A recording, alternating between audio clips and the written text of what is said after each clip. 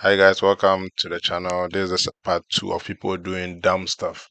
Let's get into it. Comments below. Number 3. Yeah, about those 3 bankruptcies. 2020 was a rough year for everyone, including Dominic Chappelle. First, his wife kicked him out and began divorce proceedings. A few months later, a judge sentenced him to 6 years behind bars. Back in 2015, billionaire Philip Green, the owner of a British home stores department store, sold the business to Chappelle for the normal price of £1. Green had engineered the sale because the business was hemorrhaging money and was in so much debt that the only option was to just find a buyer and get out. The goal of the sale was to allow Chappelle to turn the fortunes of the business around and possibly make it profitable again. But instead of trying to save the failing business, Chappelle decided to fund his extravagant lifestyle. The company's financial problems didn't stop him from living his best life. Instead, it sort of spurred him on. Chappelle started by drawing a salary of £510,000 from the business. Next, he bought himself a £200,000 racing yacht, a £1 million speedboat, a Bentley, and Beretta firearms. He then took expensive trips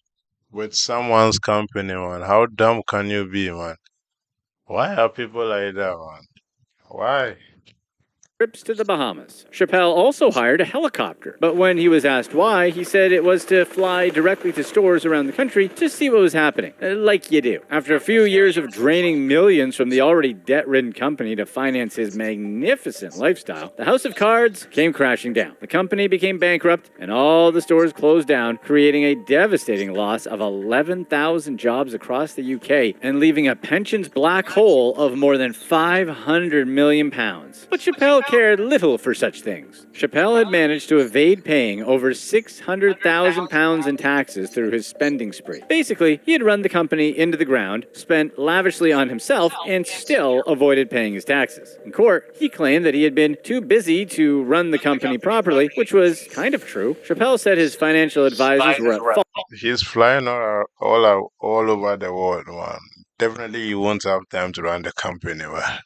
Definitely he won't. For him evading his taxes and the company getting bankrupt. We kind of doubt that his advisors told him to purchase yachts, speedboats, and Bentleys, though. Unless they weren't actually advisors, but just people being like, yeah, dude, go charter a helicopter and fly around. To make things even worse, Chappelle's wife had sent him packing around the same period, and he had to live in a hotel. And things weren't going to get any better for Chappelle either, because during his trial, it was discovered that he had also wrongfully diverted £1.5 million of funds from BHS to a company in Sweden. The government also didn't let him off for the company's crash left in the pension scheme. Chappelle was forced to pay over £9 million back to the scheme, and Philip Green, who had sold him the business, was forced to pay back £363 million. The government picked up the rest of the tab. In the end, Chappelle was sentenced to 6 years in jail. The judge mentioned that Chappelle...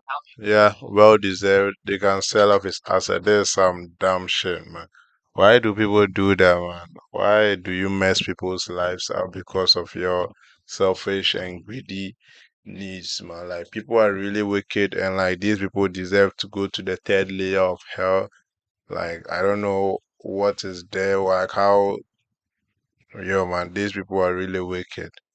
had previously bankrupted 3 businesses, so being reckless with finances was kind of a thing with him. This guy was always biting off more than he could chew and always let someone else take the fall. The thing is, Chappelle could have lived the same fast life without any consequences if he had just taken some time to run his businesses properly. Number 2. A note is what I've got.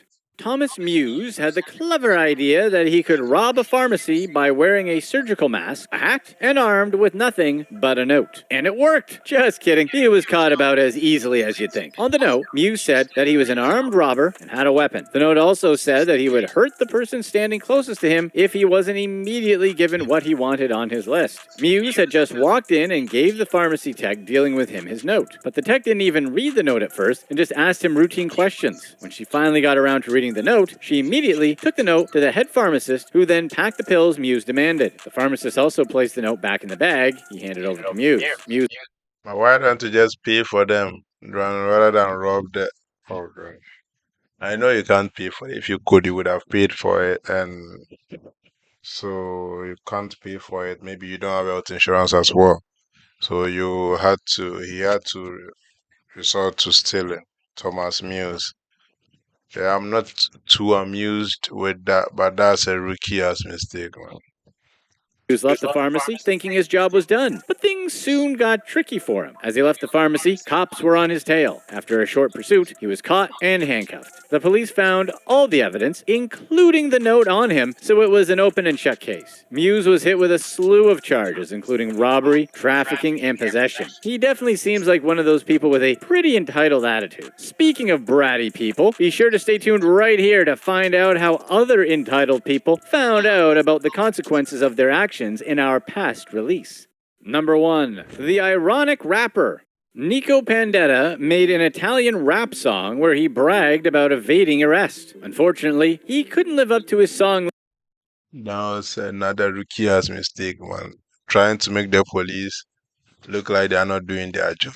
Bro, they will show you that they are doing their job. And I'm sure this guy was flaunting it on social media. Lyrics as he was arrested shortly after making the video and sentenced to jail for his dealings in illegal substances. Pandetta is known for bragging about crimes in his songs, but when asked about the lyrics, he usually said that he was inspired by his mafia boss uncle, who's currently behind bars. When Pandetta made a song about a robbery financing his first CD, his concert was banned. This inadvertently made him even more popular. When he was sentenced, this sort of Drake lookalike told his fans that he would tough it out with his head held high. But as the day for his jail term came closer, Pandetta posted an apology where he said that he had changed and would pay for his crimes. But our guy had no plans of doing.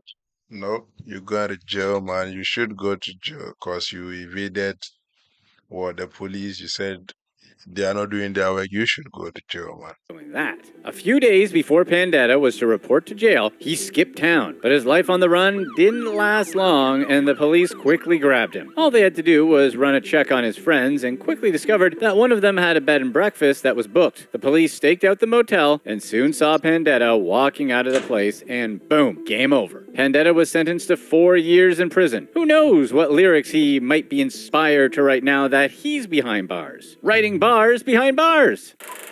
Yeah, writing bars behind bars, that's hard, man. That's hard. Hopefully, he writes good bars behind bars.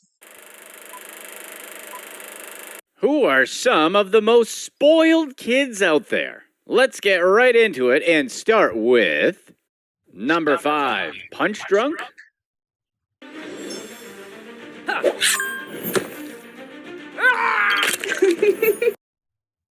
Alexandra Jackson, daughter to country superstar Alan Jackson, faced charges of assault, underage drinking, and resisting arrest following a 2013 traffic stop. Her father might have been considered one of the best singer-songwriters in country music, but that didn't give her a free pass when she disrespected Nashville Metro police officers. She was riding in the passenger seat of a Range Rover that a Nashville police officer caught driving over the speed limit. While speaking to the driver, the officer could tell that Jackson was intoxicated and getting aggressive. Jackson began to make demands as she stormed out of the car. The officer's attempts to get her back in the vehicle only further enraged her. When he threatened her with the possibility of being arrested, she struck him in the chest. The officer had to call for backup. Yeah, these entitled and spoiled brats sometimes feel like because they have money, they have power, but those two are different things, man. You can't use your money to come to think you have power. Like people who have power will F you up no matter how much money you have. And that's how they raise this girl. She needs to go to jail. While trying to arrest her as she continued to fight. Eventually, she complied with the arrest and was taken into police custody. While being booked, she told the officers that she could get her dad to do whatever it would take to get her out of trouble. Just what talked about. People who have money think they are more, they have power, but those two are different things, man. Going as far as to bribe them. They warned her against bribing or attempting to bribe an officer.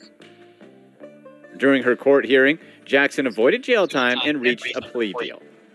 She had to take anger management and alcohol safety courses and participate in community service. Good for her, guys. Yeah, good for her. Like, catch you in the next one, guys. Peace.